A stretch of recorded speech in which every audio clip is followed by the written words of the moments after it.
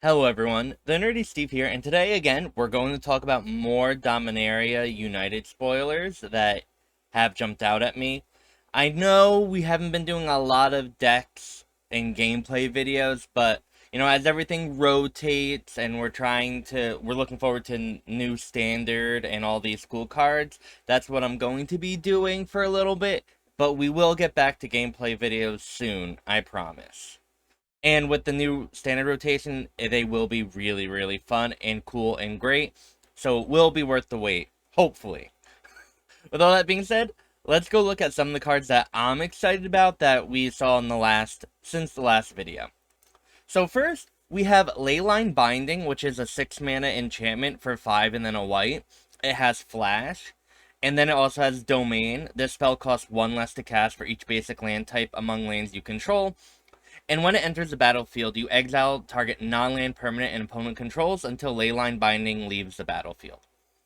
We see this effect all the time through either Oblivion Ring type things or Portable Hole or, so much stuff that have, little changes on the card about what it can target and when it can target and how it can target. So Leyline Binding can target anything at instant speed, but it costs a lot of mana, right? 6 is a lot. Now, if you're playing white, you probably have a plane, so at least it costs 5. And idealistically, if you have a full domain, it's only going to cost 1 white mana to remove anything at instant speed. That's really, really good. Now, of course, the downside with all these types of effects is if your opponent can't destroy the Leyline Binding, you get the thing back, right? But the cool thing about this Leyline Binding is just, I feel like in the decks that are gonna want to use it, and maybe more control decks, we don't know how Domain will look. Domain could be a very, very aggressive type deck in Standard going forward, or even a more control deck. We literally cannot know until the full set is released. But I think it can do a lot of different things and fits in a lot of interesting spots. And so this is a card that I'm keeping my eye out. Instant speed removal that's very, very cheap and can target anything is something we want to be aware of and keep our eye out for. And this is just a card that really, really excites me. And I think it will be really, really good. But then we have the beautiful and amazing Leaf Crown Visionary. This and the next card are both tribal cards. And so this is a Leaf Crown Visionary, which is a green for a 1/1 elf druid. And other elves you control get +1/+1, and whenever you cast an elf spell, you may pay green if you do draw a card. This card, we don't know if it's going to be good in Standard, right? Because we don't know how many elves we will have, and with Kaldheim rotating out, we lose a lot of our elf support. But in Explorer or even Historic or other Eternal formats, this card just seems like it's going to slot in very, very well. Like the Goblin Lord from yesterday, just being able to turn each elf into another card when you already have so much mana available is just absolutely wonderful and bonkers, honestly. Now, again, in Standard, we don't know what it's going to look like, if there's going to be a lot of other elf support. Without a Elvish Mystic or Llanowar Elves type thing on turn 1 to really bolster the elf theme and get you going very early on, this card gets significantly worse. But I could see it being a thing in Standard. Again, this type of stuff, one of the cool things about tribal cards that give you card advantage and draw you more cards is that they can very easily find you more tribal cards, right? So this type of thing can get the ball rolling and continue it to grow and snowball into a really, really quick thing that can overwhelm opponents very, very easily. Again, with that being said, you have to have that snowball first and the cards to support it. And I don't know if we have that yet in the cards we previewed and what's in the current Standard. But I am very, very, very excited about this card, and I'm going to be playing with it in Historic, regardless of what's happening, so I'm very, very happy there. And I think it might be good in Explorer as well. Who knows, but this is going to definitely be a card that's played and going to change the makeup of the Elf deck, and that's always very, very exciting. And again, as we have more tribal cards, we have Voldalion Hex Catcher, which is blue and 1 for a Merfolk Wizard that has Flash. It's a 1/1 creature, and it gives other Merfolk you control +1/+1. And then you can sacrifice a Merfolk to counter target non-creature spell unless the controller's pays 1. I think this card is going to be phenomenal. Specifically on Arena, where we still have a lot of lords, merfolk lords on Arena, actually, that, lords are creatures that, pump up other specific creatures of a type. So there's a lot of merfolks that boost other merfolks, right? But what's interesting and cool about Voldalion Hex Catcher is that not only does it do that, right? It has flash, so it can play in the blue-green merfolk deck that we have right now that runs Collected Company and a lot of flash spells to, hold up your mana and do stuff at instant speed. But it's also a merfolk that can help protect your other merfolks. Now, it has to sacrifice them to protect certain ones, but you can choose which ones you want to sacrifice.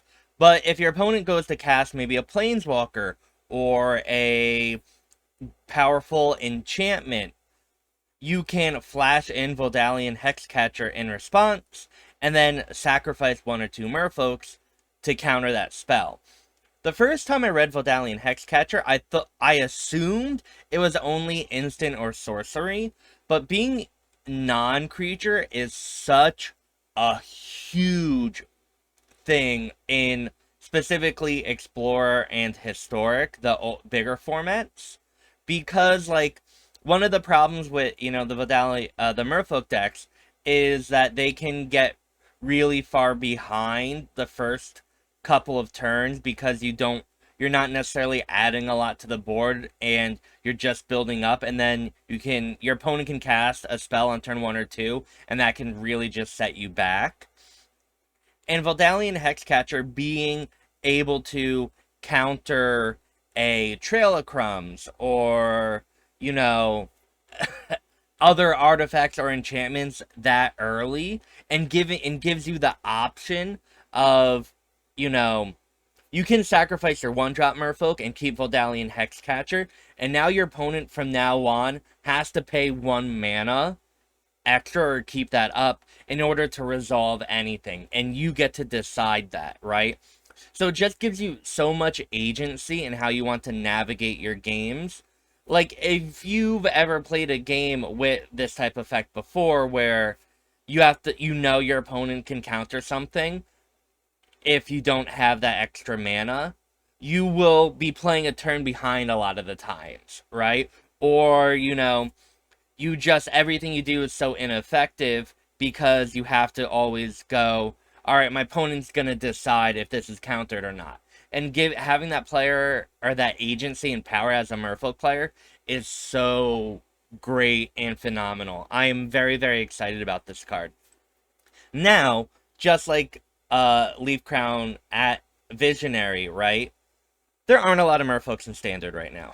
Like, not at all. So I don't know if this is going to be good in Standard, but I do think it will make an impact in larger formats where you already have a couple Merfolk Lords. So I'm very, very excited about this card.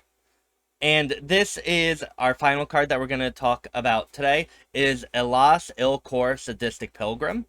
It's for 1 white and black mana for a legendary creature, Phyrexian Core Cleric. It's a 2/2 Death Touch. Whenever another creature enters the battlefield under your control, you gain 1 life. Whenever another creature you control dies, each opponent loses 1 life. Again, in Standard right now, we're losing a lot of clerics are rotating out, so this isn't gonna, work with that. But I do like this type of effect, the Blood Artist type effect. If we all know, I love this type of thing that, triggers off creatures' living and dying and draining life. And I think there is support for this type of card and deck already in standard with specifically Oni, Colt, Anvil. Now there's a lot of, like, it's another color and a lot of things we need to move around, but I do think this has potential to fit into something that's already existing and be good. Now, will it work out? I don't know, but this type of card gets me really, really excited because I love this type of effect. I think it's very, very powerful, and it has previously been very, very good in different standard environments. So I'm really, really optimistic that this card will do something and be relevant. And I hope I'm right because I love this type of card and effect, and this makes me very, very happy. And we also have this really, really cool full art thing. Look at that. That I just want in my decks. Anyone who watches me play on Arena knows I like to get all the alt art stuff because it makes me very, very happy. And all these legendary creatures look great with this effect, and I'm going to be using all of them in my decks. So if I can make it look pretty and nice, I'll be very, very happy. So, and that's what matters to me. Now, with all that being said, if you haven't already, you should totally press that like button, comment, or subscribe. Those are great ways to help support me. You can watch me stream live on Twitch at twitch.tv/thenerdysteve, where I play actual Magic and don't just discuss previews. We're trying to get to rank 1 on the arena ladder. Yesterday we were at rank 7 for about 6 hours. I kept on winning and losing at the correct proportion, and it was exhausting. And maybe we'll do better today. I don't know. But yeah, I hope, regardless, this video was somewhat fun. I like doing this type of stuff to get my thoughts on video and see how wrong I am in the next month or two. So that's great. But I hope you have a wonderful morning, evening, or afternoon, wherever you are. And thank you so much for watching. Bye.